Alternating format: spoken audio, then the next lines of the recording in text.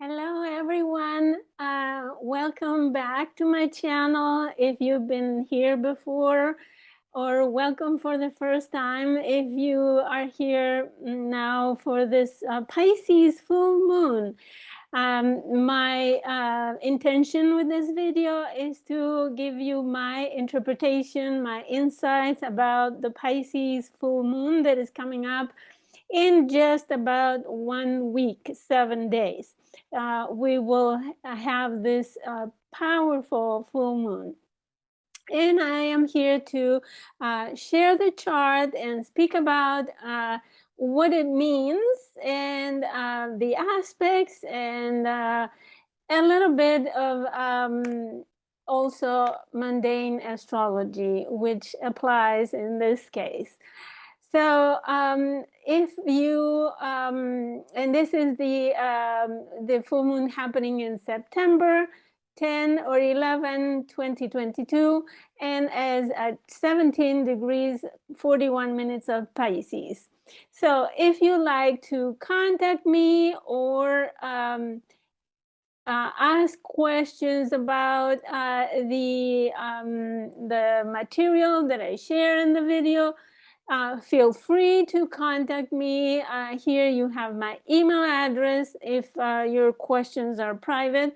Otherwise, you can comment in the comment section below the video. So now that everything is said, now I'm going to share the chart for this full moon, and we will discuss its meaning. So I need to see it. Okay, so here it is, and I will make it full screen. Okay, and here it is, the chart for this full moon. We have the sun in Virgo. Right, and we have the moon in Pisces is an opposition, like all the oppositions always play out in relationships, and it could be people, right? It could be countries, it could be other kind of issues that are opposed, right? And we see Venus about around the 4th degree where the new moon happened in Virgo just a week ago, right? Or so. So it was end of August. We had the new moon in Virgo. If you remember, Venus was in Leo, but the new moon in Virgo put the spotlight on an issue, something that needed solution, something that was not working well and needed some kind of solution. And you can think of anything in your personal life or in the world, right, that presented some kind of issue that needed to adjust, to be adjusted, that needed to be clear, that analyzed and studied and healed also as well. It could have been a health issue, right? So always with a full moon, always consider the start point of the cycle, which was in Virgo, right? So that's why I bring it up. And the sun keeps the theme, right? The sun is focusing, it's shining its huge light, right? Remember, the sun is the center of the solar system. In the chart is the most important energy, right? The core essence of this chart, and it's focused still on Virgo, right? So it is something that needs attention. It is some problem or some issue that needs attention, and it's shining the light on the moon, right? That doesn't have a light of its own, And the moon is here in the sign of Pisces, of compassion, of a heightened sensitivity, more so because it is in the decan of Cancer. And Cancer gives us sensitivity about safety, security, shelter, right? Home, the security that we find inside the walls of your home, right?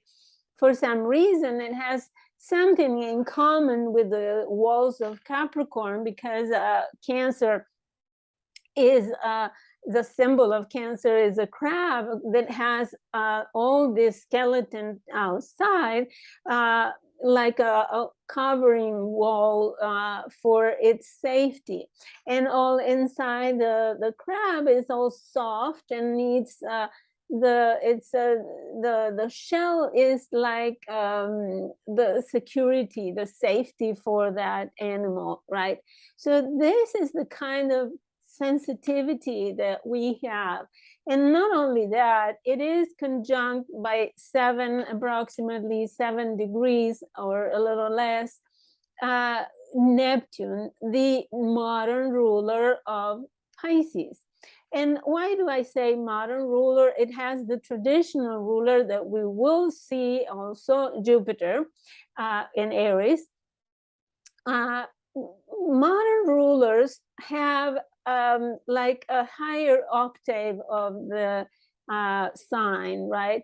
So whereas Jupiter is more of the tangible reality of Pisces, right? Like for example, as I said, the compassion that can be demonstrated in charity, or the activity, the religious activity, rituals, and Jupiter represents, for example, authority, spiritual authorities, and in the universal truth in Pisces, whereas Neptune represents the aspects of Pisces that are intangible, that we cannot see with the physical eye. So Neptune rules the aspect of Pisces that goes beyond the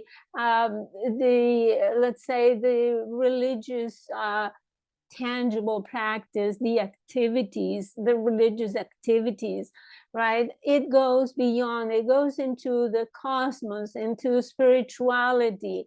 That's why it rules gas, it rules all the things that are not seen. For example, hidden enemies, in a way that are not tangible, that are not visible, like, for example, bacteria, virus, mold, right? And things that are so small that cannot be seen, germs in general, but also those enemies that are not seen, illnesses that are hidden, for example. So this is to explain that this moon in Pisces, in the decan of Cancer, and ruled by 2 retrograde planets. One, the modern ruler, is conjunct the moon, and with an orb of 7 degrees. And the other one is also retrograde, is Jupiter in Aries, which is also ruled by Mars, right? And why I say also, I thought that I wanted to say that Neptune is in the decan of Mars or Pluto, because it's the decan of Scorpio, right? Pisces is divided in 3 decans, or 3 segments of 10 degrees. The first one is Pisces, the second one is Cancer, and the third one is Scorpio. Again, ruled by Mars traditionally, and Pluto. So this Neptune is not only too powerful to be controlled, it is a transformative Neptune. It is a very aggressive Neptune, right? It's not the soft Neptune of the first decan, for example. This is aggressive, is powerful, transformative. And we have seen, since Neptune entered the third decan, we have seen major floods, for example, which have been transformative, not only of individual lives, but even of the life of a country, of a whole country, like in Pakistan lately, right? We've seen a flood that is covering 250 kilometers wide. So it is impossible to imagine the damage and the individual loss, the death, and so this is angry water, I would say. Neptune in the third decan of Pisces is very angry water. It's violent water. It's aggressive water, right? So it is this moon ruled by these two. Jupiter is in Aries, ruled by Mars, and the first decan, which is also ruled by Mars. So here we have a very vulnerable, let's say, moon that is very sensitive and compassionate. There is governed by two planets that are super powerful, right? These emotions that this moon will awaken are ultra powerful, transformative, and also the sign of Pisces is like universal compassion, is unconditional love, is universal sensitivity that is common to all human beings. So why am I explaining this? Is because so let me start by the beginning. Once the full moon in a sign also not only completes the monthly cycle that started in Virgo, but it also completes the new moon that started in Pisces in the month of March. And this year it was on March 4th. And it was, let me see if I have the degree. No, I don't have the degree in my notes, but the new moon was, let's see. No, I don't remember the degree. Anyways, but this is the completion also of the 6 months cycle that happened in Pisces. And I want to mention that because on March 2nd was the moon, and March 4th, Russia took over the nuclear plant of Zaporizhia. And once they installed their troops there, some interesting developments started happening. And lately, it's been an increase in belligerence there. And Ukraine and also Russia, they blame each other for the attacks and shelling and bombardment, I don't know, the attack, right? And today, the power was stopped in the central. So we see in the late week or so, since the new moon in Virgo, right? the conflict started to take bigger proportions, right? Especially when at the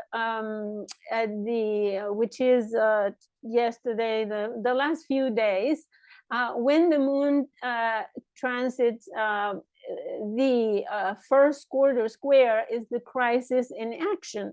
And what happened was, during the crisis in action, the IAEA, the International Nuclear International Energy Agency, went to the plant to have an inspection, right? So that was the crisis in action of this Virgo moon cycle. And now, when this full moon happens in Pisces, I would expect some heightened developments that will affect probably the whole humanity, the whole world, because it's the sign of Pisces that encompasses everything in the zodiac. And because of this conjunction with Neptune, that is, as I said, Neptune is the lord of the waters, the ocean. So there could be a lot of tears, a lot of crying. That's one thing. Families crying. I see people. As I said, the moon represents people. The decan of Cancer is safety, security, people looking and trying to find security, safety for their families. And this, as I said, could affect a great number of people. So we don't know what this is going to be. It's 1 week away, but we see the increscendo of these events. And so, as I said, this the rulership is ruled by Mars and Pluto here. So there is not only that, but there is another factor that I discovered taking a closer look to the chart. The moon at 1741 is exact by 1 minute orb to the midpoint between Chiron in Aries and Saturn in Aquarius. And this is a midpoint that is super, super difficult because Saturn is calling to, take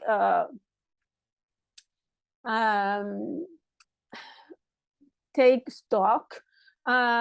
We can emotionally internalize and realize where we stand regarding the threats, right, to our existence. Chiron in Aries is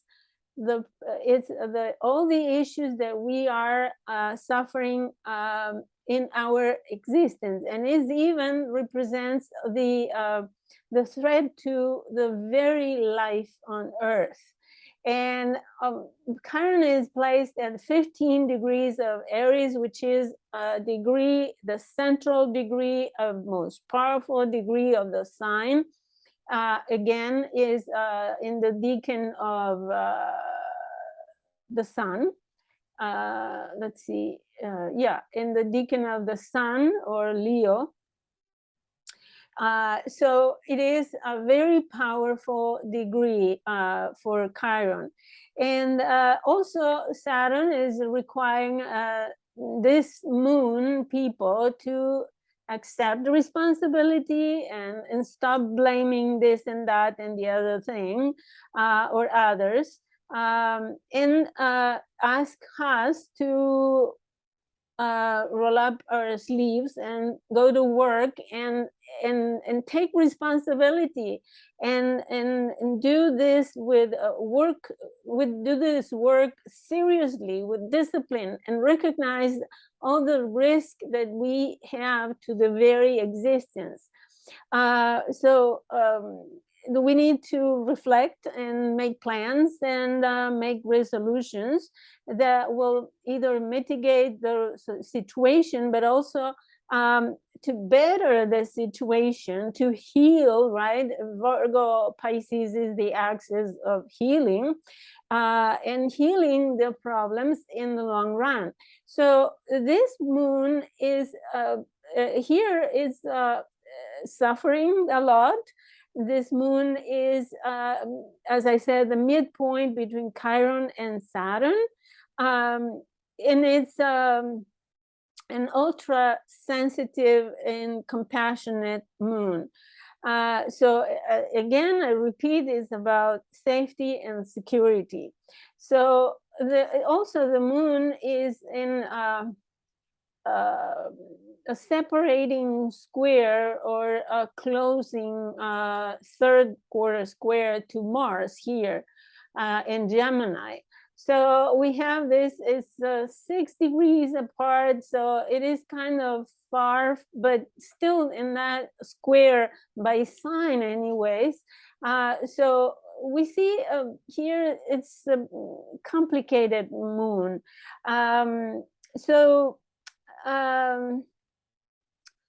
Let's see now the rulers, because we have the ruler of the sun is in Virgo, is Mercury in Libra.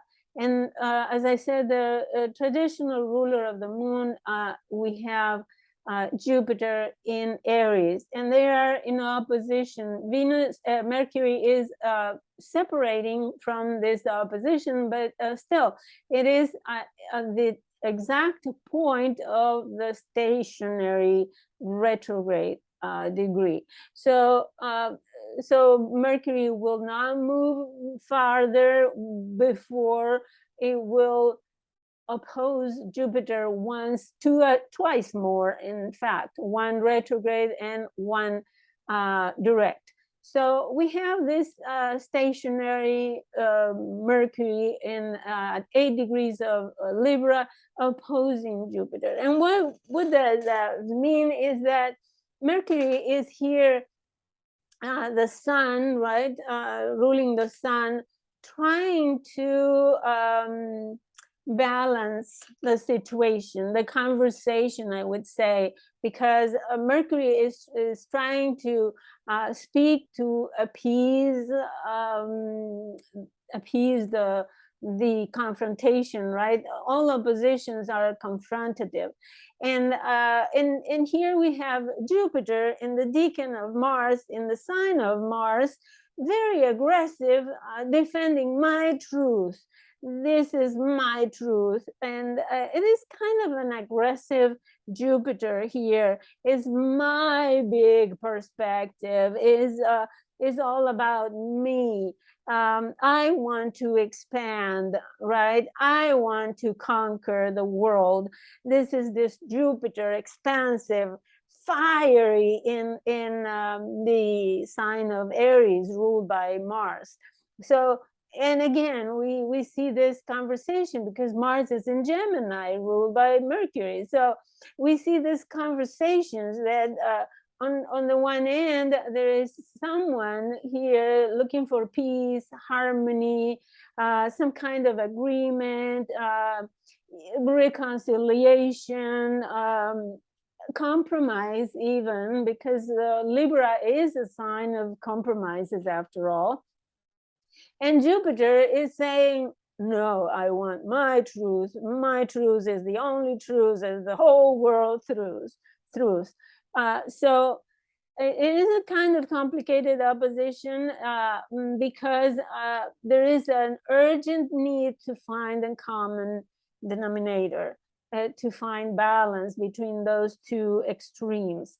And as I said, even though the inspection of the International Atomic Energy Agency, the intervention, the scientists, the specialists are working on the plant under shelling, apparently, because there is noise of artillery everywhere, and nonetheless, so the aggression doesn't stop. And we don't know, as I was saying, we don't know which they're blaming each other, and here we have a Mercury also that is stationary, as I said, and everything that happened since the new moon will be reviewed, reconsidered, re-spoken, right? It will be during the Mercury retrograde. It will even go to the last degrees of Virgo. Which is, after all, the decan of Taurus. And here we have the moon in sextile with Uranus and in trine with the sun. So this is playing some role as well. So it could be because of energy. And the subject of energy touches us all, because the gas is increasing price, the electricity, the fuel for transportation is increasing the price, and every level of our life is affected, right? Inflation, the distribution of goods, supplies, the food, everything. So this is really one of the significators of the chart that are crucial in this full moon. And in sextile and in trine with the sun, we hope that this full moon finally helps the crisis, helps to solve the crisis.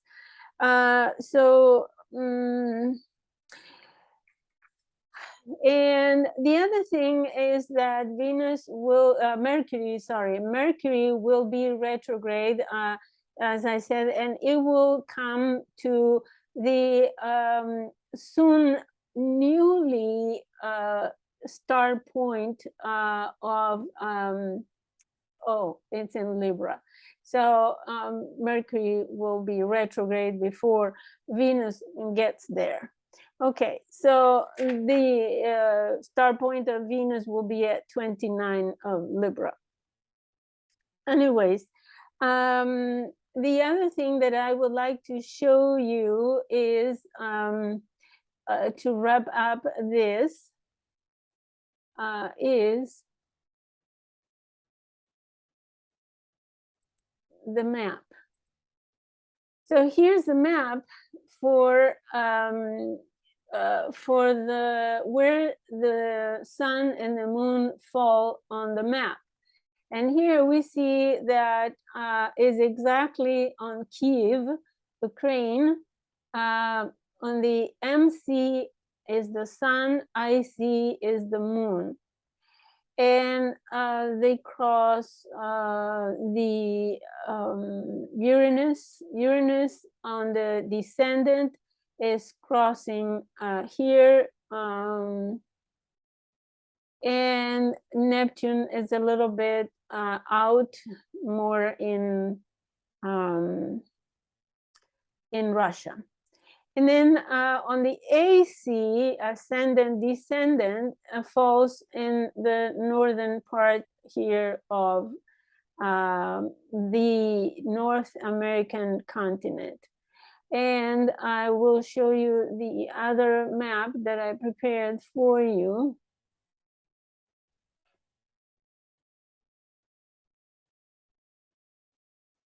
Okay, let's see.